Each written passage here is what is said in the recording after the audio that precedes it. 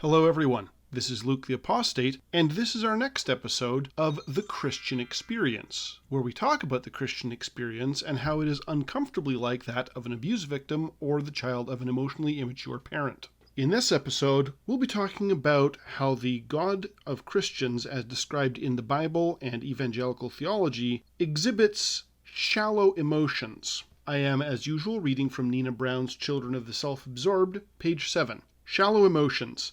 This person expresses and experiences few emotions, usually only anger and fear. She has the words for feelings, but these are empty.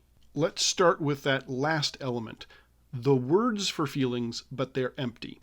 If you have a friend who says that they love their cat, but the only thing you ever see them do with their cat is curse at the cat and abuse the cat, then no matter how much that person says they love the cat, the word is empty, and what they have for the cat is anger and rage. Much of the response of God to Israel in the Old Testament is a response of fear of abandonment. You can't leave me, I'll punish you for leaving me. That's fear. In Exodus 32:10, God's response to the people of Israel making a molten calf and worshiping it instead of him is not to correct them, but in verse 10 he says, "Now then, let me alone, that my anger may burn against them and that I may destroy them." That's the response of the character of God in the Old Testament at Mount Horeb. He wants to destroy those who abandon him. In Jeremiah chapter 32, it talks about, in verse 21, God having saved Israel from Egypt, and in verse 22, given them the land of Israel, and in verse 23, that they did not obey. And in verse 29, it explicitly says that the Chaldeans, who God specifically is giving the city to, will enter the city, set the city on fire, and burn it,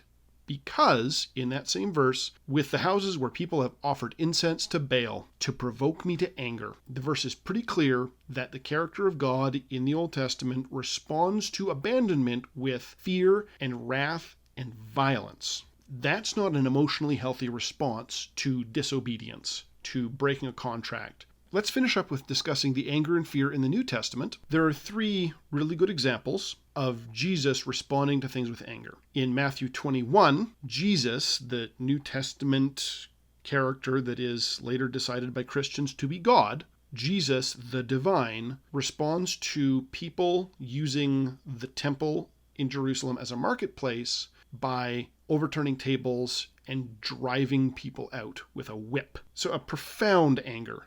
In Matthew 25, Jesus describes God as saying to those who did not obey him, "Depart from me, you cursed, into the eternal fire." We're talking about a level of anger so profound that it demands an infinite punishment. For our last example from Jesus, in Mark 11, verses 12 to 14 and 20, Jesus is leaving Bethany, is hungry, sees a fig tree with leaves on it, goes to see if there's fruit. It's not the season for figs. It's not the season for figs. Fig trees don't have figs on them when they're not in season. And the response of Jesus, the divine, the perfect man who never sinned according to Christian theology, is to curse the fig tree. This is not a reasonable, normal, emotionally healthy, or proportional response to a fruit-bearing tree not being in season when you're hungry. The character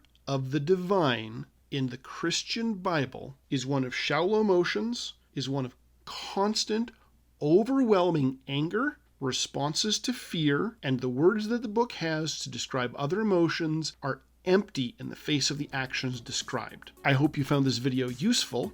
If you enjoyed it, please like and subscribe. And more than anything else, please be kind to one another.